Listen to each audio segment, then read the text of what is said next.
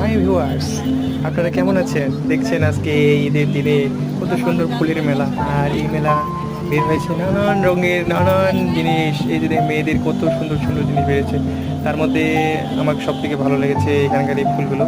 আর তার সাথে আবার বাঁশিও বের হয়েছে, নানান মতো ফুলদানি, আবার চুড়ি, আবার প্যান্ট, আরও অনেক কিছু যেগুলো আমি মেয়েদের জিনিস নাম জানি না।